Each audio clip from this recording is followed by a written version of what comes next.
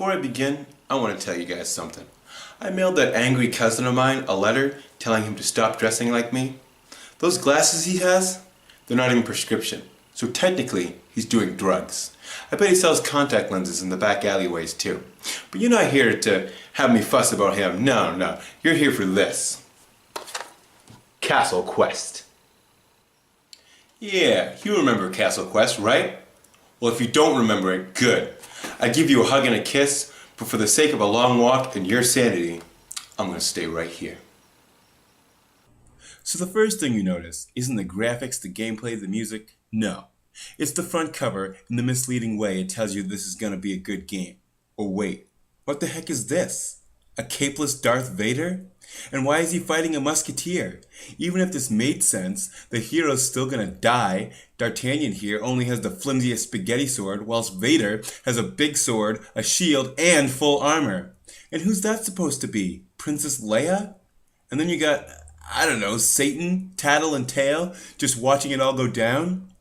When would you ever see a musketeer fighting Darth Vader defending Princess Leia on the front steps of hell? You wouldn't.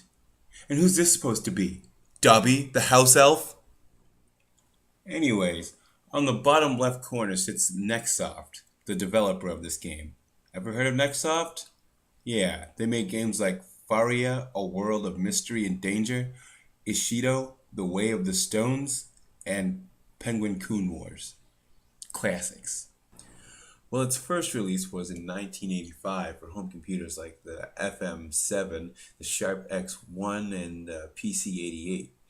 Then soon after that, in 1986, it hit the MSX and the Famicom. But it didn't drop like a poop on my plate till it hit the Nintendo Entertainment System in 1989. And can you believe that this game is a sequel? The first game is called simply The Castle and was only for home computers. Well, I guess it's time for the moment you've all been waiting for.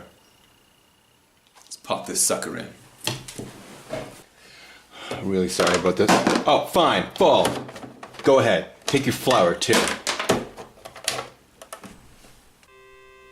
Okay, the title screen seems promising. Colorful, no typos, the music's okay.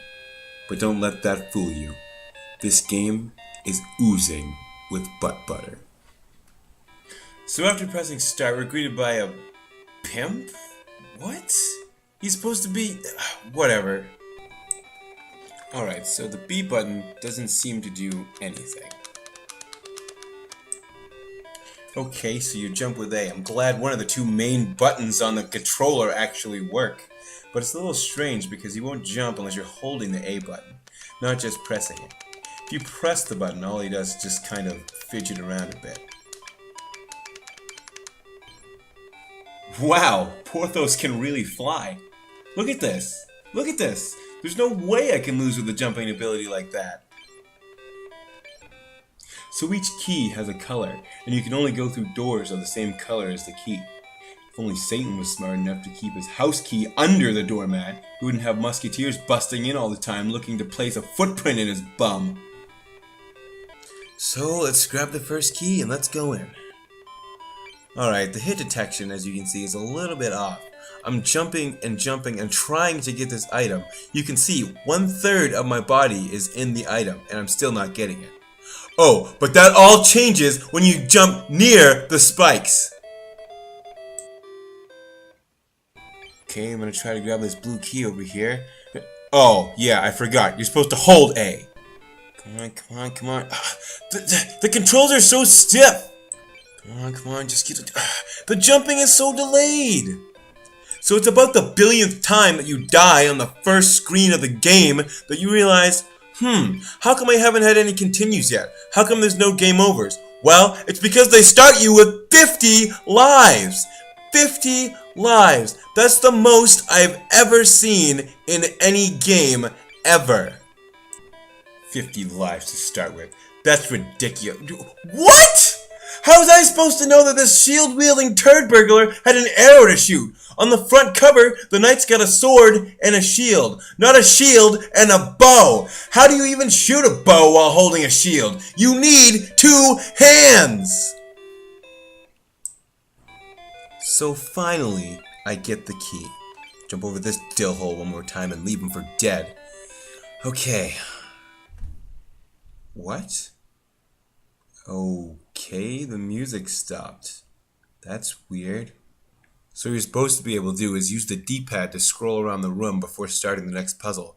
But it doesn't matter. There's no time limit. Why stop the Puke Fest Express now? But I'm kind of glad the music stops. It gives you a moment's peace because every time you scroll to a new room, the music starts over. And it's only a 25-second loop.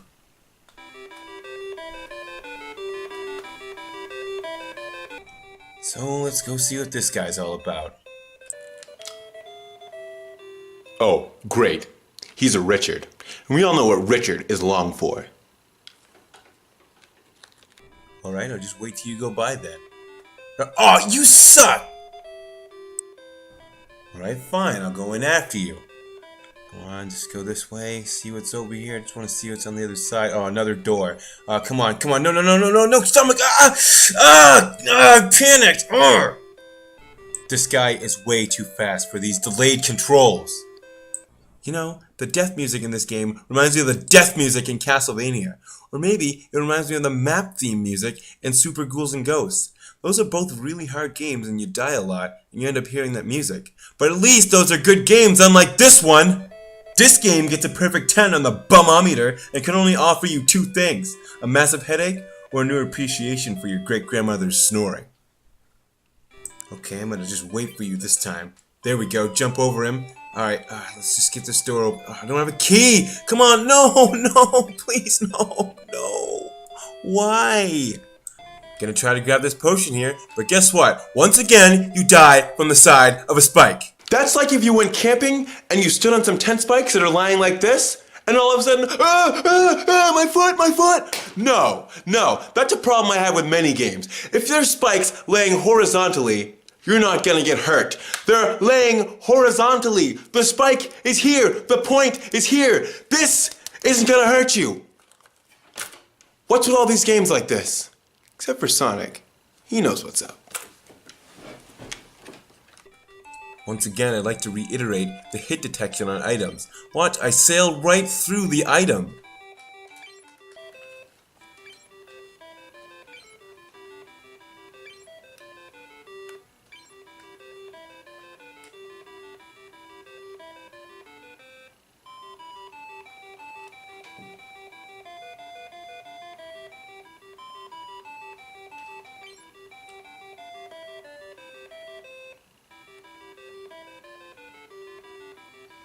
Why does it take the better part of an eternity to go up this elevator? And do you know what? I don't even have a blue key, so I can't even go through the door.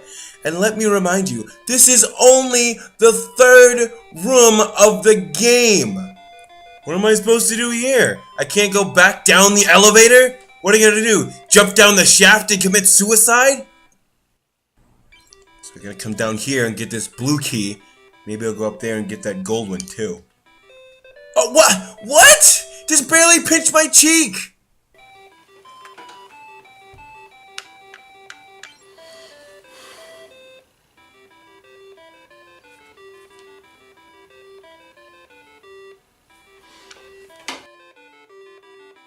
I really hate this wizard room. I really do. All he does is summon enemies, and a lot of times you get stuck in where they're being summoned so you can't move. What? But the worst thing this blue idiot summons is this jumping thing that jumps every time you do and looks like a Delibird from Pokemon. Every enemy that this guy summons is at complete random. You don't know how you're supposed to react. There we go again. Alright. Come on, just jump over. Oh, now I'm probably screwed. Come on, no, just jump. No! Ah! Come on, just gotta take your time. Take your time. Wait, go. What? Oh, there you go. Getting stuck in an enemy. Try this again. Wait, why can't I move? Let me move! So finally, I found out this wonderful thing that you can do.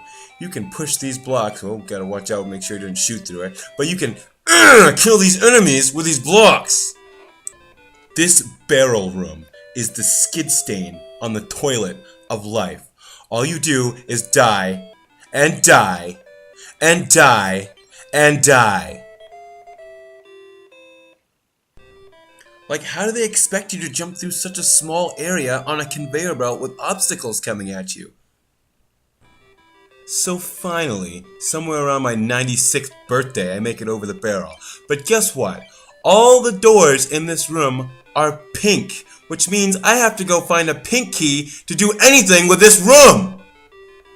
This game is the equivalent of being played by a plethora of purple pygmies who possess a putrid pile of percolated, permeating pig poop, who then feed it to you. Actually, this game kind of reminds me of a really bad version of Solomon's Key. That game was developed by Tecmo and released in arcades in 1986. Then in 87, it saw a home in the Commodore and the NES. Also, a year later, it came to the Sega Master System. It saw many consoles, has a ton of rooms like Castle Quest, hidden items, variety of enemies, and some decent music. Solomon's Key also had a sequel in 1993, landing on the NES called Fire and Ice. So needless to say, it was much more successful, unlike this game! So I guess it's back to that wizard room again. Wait, what? I can't get past the barrel if you push it too far? Well, what happens if you get stuck like this later in the game, like on the 99th floor or something? Well, that means you have to restart the game. The whole game. Ugh, this room again. What? That's impossible! Well, I know one thing that this game does. It makes you believe in prayer. You're always praying for any kind of weapon. A gun, a stick, a hacky sack, anything besides pushing blocks. Oh, here we go. Now I'm dead. I'm so dead. No, get away. What? Wait, what? What? How'd I do that? I want to know. Tell me. Tell me. So get this, Crocodookie. The B button does do something. It's just this dull, used, rinky-dink, recycled plastic butter knife. You know how you use it? You have to be moving.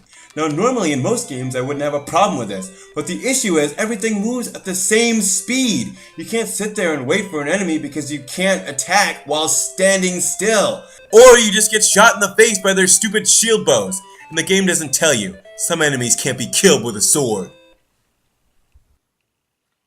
Just wanna grab the key. Ugh, this Delibird is the biggest pain in the neck! I'm really starting to lose my patience now. Oh, what's this? More spikes? Spikes that will suck you in as soon as you jump down the hole. I want you to listen to the wonderful sound effects that this fireball makes. Sounds like somebody's eating chips or flushing a toilet or something.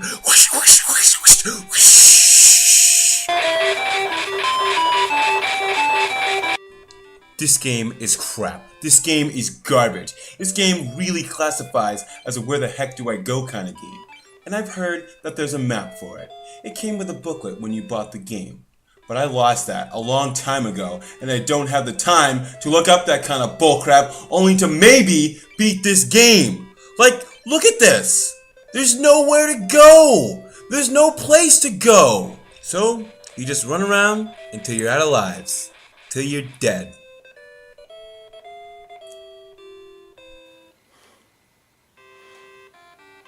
Well, that was fun.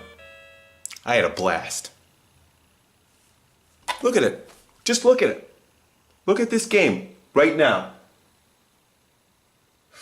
Who was the pea-brained idiot? And I don't mean the vegetable pea. I mean the hot, salty, grade A, yellow, freshly squeezed from a dead skunk kind that you can only buy in 50-gallon drums on a hot summer day kind of pea-brained idiot that thought this game should get the yes vote for the Nintendo seal of quality.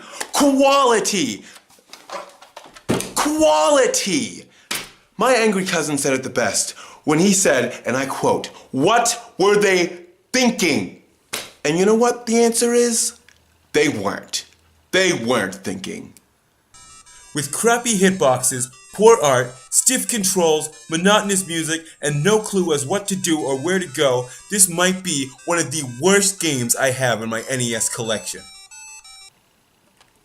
I thought this to myself last night.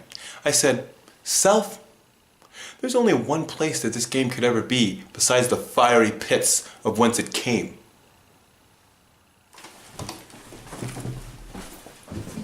There's only one place where crap belongs. Take this, you dumb game.